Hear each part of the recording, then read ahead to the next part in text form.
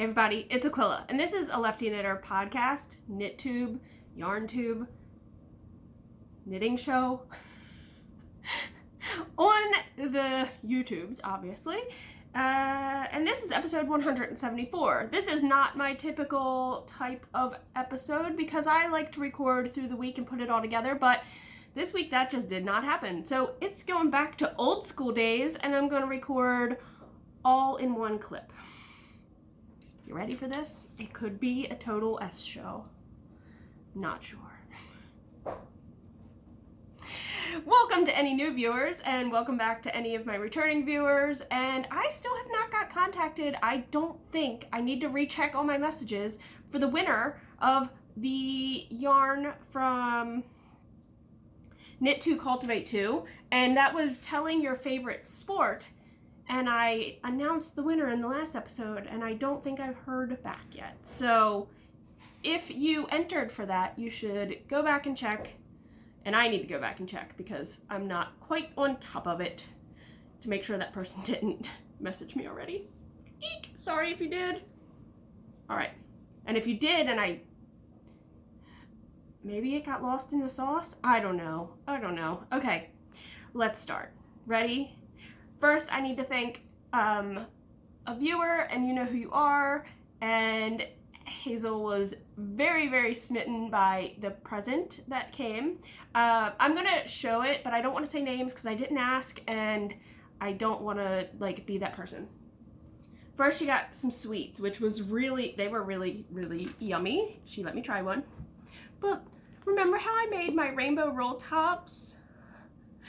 And Hazel said she wanted a pair. How cute are these? Oh my God, my viewers and friends, my yarny friends are amazing. So these are so cute. There's two, I promise.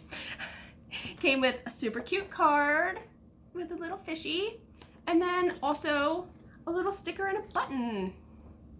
Oops, that's upside down. Super cute. Thank you very much. I need to properly also privately message you, and thank you. The other thing that came, so I'm not going to mention this person's name either because I didn't ask permission, but they had also seen the rainbow socks and were like, oh, I have a rainbow mini set that I didn't use all of. And I was like, ooh, really? And she was like, I'll mail it to you. Or I shouldn't say she. They said they will mail it to me. And I was like, well, how about we barter? And I said, I have my cranking machine, my tube making machine. Is there anything that I could crank for you? And so with the mini set that was sent, I also got a skein of yarn to crank. So I'm going to do that and mail it back. But I wanted to show you because this little mini set is super duper cute. And it is from Mothy, and the squid is the original. So I wouldn't have ever been able to really purchase this unless I bought it overseas, because I believe Mothy and the squid is maybe in England, but possibly Europe. So I can't really hold up the whole mini set. I'm gonna try to hold it on the wrapper. Hazel already was like, ooh, and was putting it and playing with it in color order. So she thought it was just really fun. So I'm gonna hold this up to the best of my ability, but this is what's left over, and that's still a lot of yarn. Oops, I lost one. That is still a whole lot of yarn, and it's really, really beautiful. So now I guess Hazel's gonna have something else that's either rainbow or she was like, I'll have another pair of socks. So she's funny. But the yarn I have to crank is also self-striping. I'm not sure if I've ever heard of this yarn company. Un Besito Fiber, for the love of color, and it's a self-striping called Smooches. Look how pretty that is. So I'm gonna be cranking this for the barter and sending this back. I'm so excited. Thank you. One more thing to talk about that's not technically mine. It's not mine. I made it through the Etsy shop, but I thought this was really interesting and I wanted to show you guys. So I don't, if you ever want something that's a little different and I can do it, just message me on Etsy because that's what this person did. And I was like, oh, heck yeah, that's like I can do that. But the yarn was really interesting because I've never actually seen this, and I didn't even know it existed on Knit Picks because it's a Knit Picks yarn. So I'm not going to mention names of whose yarn it is or whatever. But it's called Static, and it's a fingering weight. This one is called Rooster, and I think this is the one, there's only one colorway left. It looks like they only had 4 colorways total of this, but it's like it reminds me of, not Patton's. John's nursing. It reminds me of like how some of the opal ones, like the opal yarn will knit up. So let me show you. This is actually, it's a 75 superwash wool, 25 nylon, and it is 437 yards for 100 grams. So it's pretty much like their other like stroll, I guess. But I just thought I'm gonna put one on a blocker. So they wanted extra long legs to make them like knee highs. But this yarn stripes up super awesome. So what I did is I made the leg and I made a heel and I cranked the rest, and the person said they have enough. They have 2 skeins, so they have enough at home to put in the rest of the toe and foot, whatever isn't long enough. But it's super long, so I'm going to show you. But there's the cuff, but look how cool it stripes. And I just thought this yarn was interesting, so I had to show it because I thought it was really neat. So there's then the heel, and almost, right? Like this is John's, the large sock blocker, so I don't know who they're gonna be made for. There might be enough where the person only has to put the toe on. Like that's pretty cool. I think that's so cool. And obviously there's 2. I have the other one here, but I want to put it back in its box so I can get it downstairs to ship. But I just thought that was really pretty. Oh, and it does look really cool, kind of like as a scrunchy sock. Like, this is fun.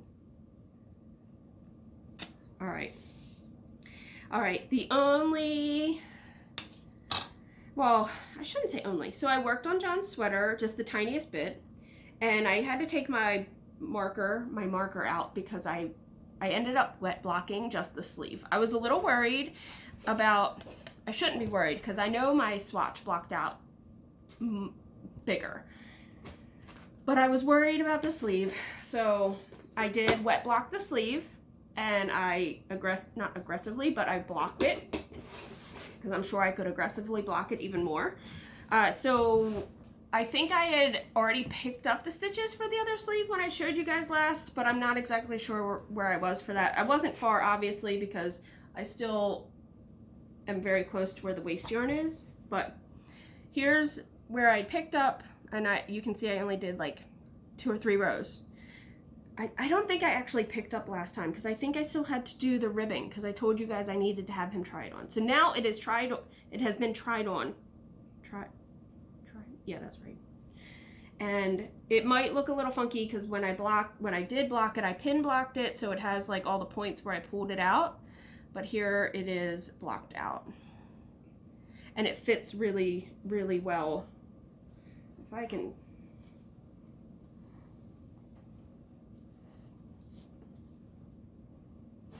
so yeah, of course everything else will have to now get really blocked out, but it looks good. It looks good. So I haven't gotten much progress on that because, well, now I'm like stuck in my sweater. Pause. Back.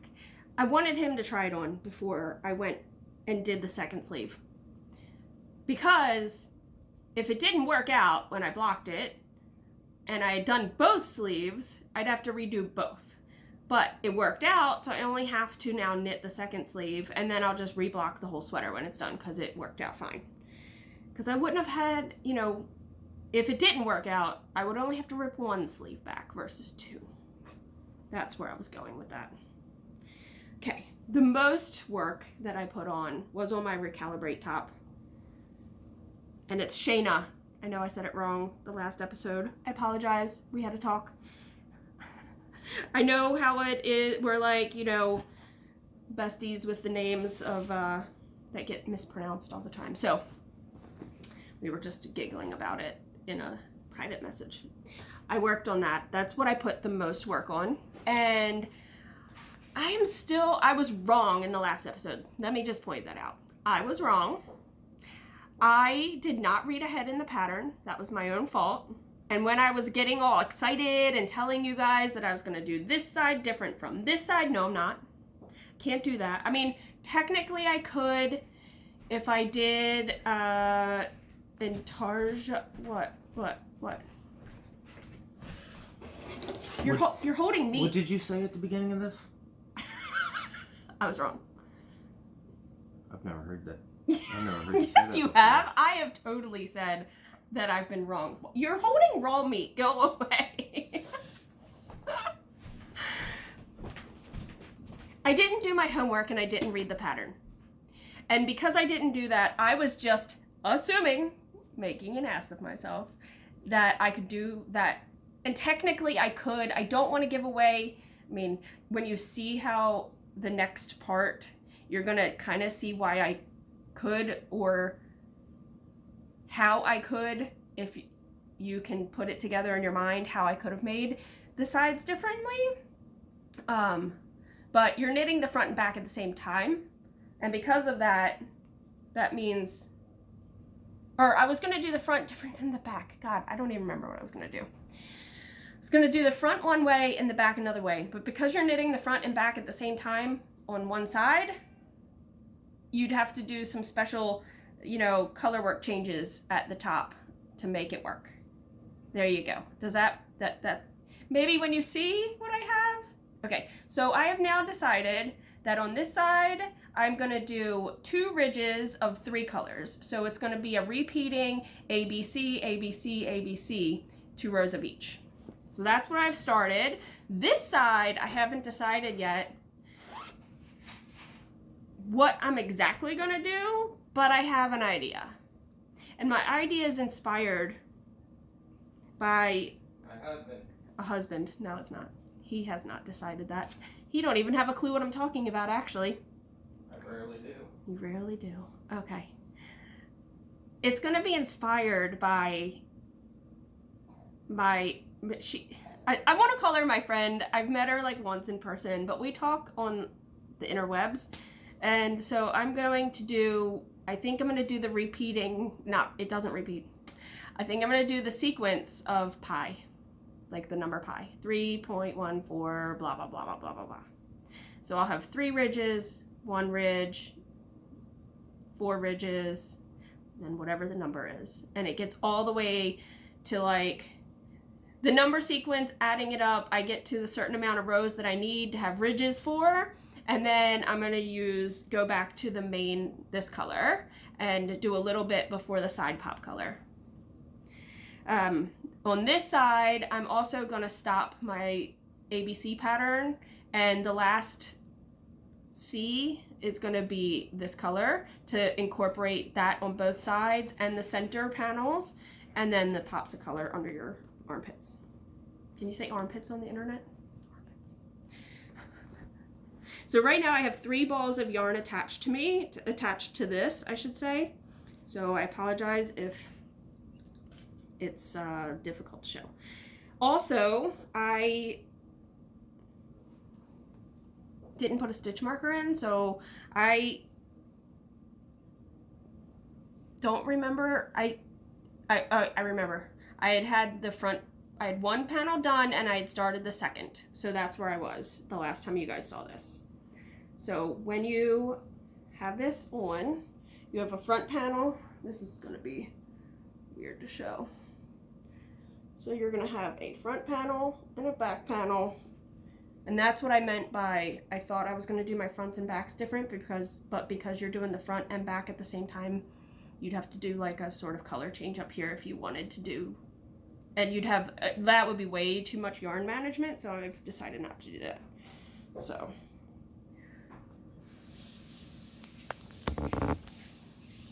Can you see that?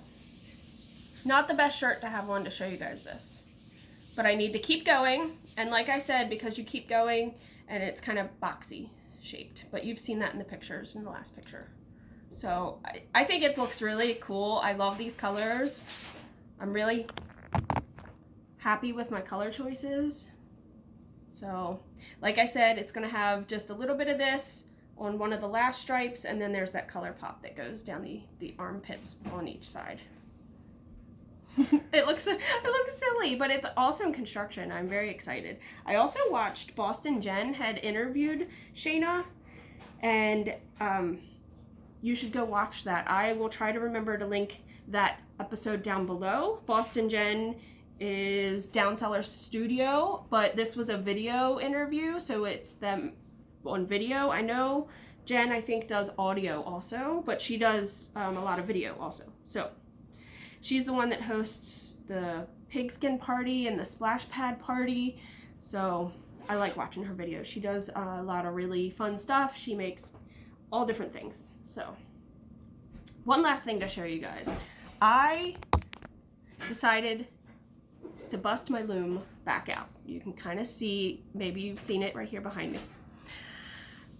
So I decided I just needed to try it again. And so yesterday when I clocked out of work, I apologize for background noise, always happening in this house.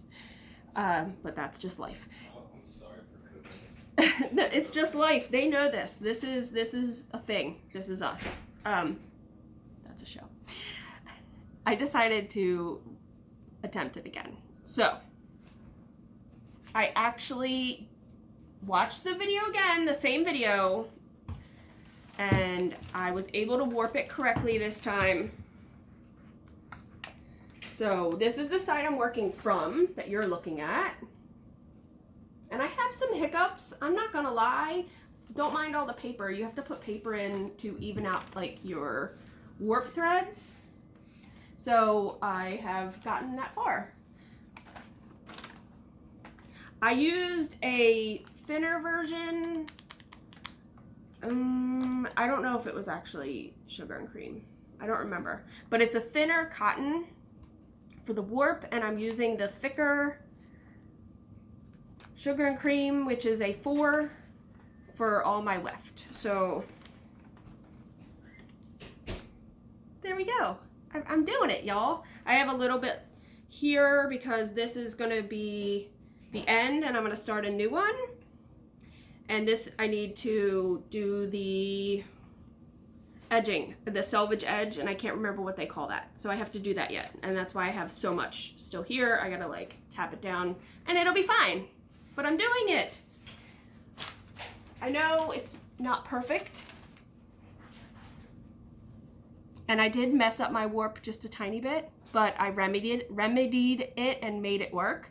So I'll just have one string I have to pluck out at the end that isn't being used in the warp in the actual project. So yeah. Other than that, let's see. We've been watching the same stuff. The Circle, I love that show. It's so good. We have been finishing up Game of Thrones because John and I totally had fallen off the wagon like years ago watching that. And so we decided we would like to wrap that up to have it properly. Like, although some people have told us, don't watch it, but we're watching it. So that's where we are. I think we have like 2 seasons left. Is that right, John? I have no idea. I don't know either. And then I have been... The last book that I just finished is The Once and Future Witches, and I actually really enjoyed that. I think the author's name is Alix. Well, it's Alix, but I don't remember the last name. It could be Harrow. I could be wrong. I'll put it down below. I really enjoyed that book. I like stuff about witches and not totally supernatural, but yeah, I like that kind of stuff. So now I'm on the hunt for my next book. I have a bunch of books in my queue, and I could just pick one of those, but I'm not sure what I want to do. Yeah. So, I mean, I always take book suggestions. I put them in my queue. So if you have any that you would think I would enjoy. The one before that, I was trying to listen to, I don't remember the title of it, but it was about the life of the woman who wrote Mary Poppins. And I think it was the person reading it, and I just couldn't get into it. I really wanted to listen to more, but it wasn't keeping my attention enough. So I stopped that, and I started The Once and Future Witches. Yeah. So now I need to pick a new one. That's it. All right, this is a short one. I know. I hope everybody's okay. We have been just, living out the rest of summer, I guess. School starts soon. I know it started already in some places. So we went and met Hazel's new principal because she's going to have a new principal at her school. So we did that. And then Hayes has had like this crazy weird lingering cough for a while. And we had been testing negative. Everybody's been negative.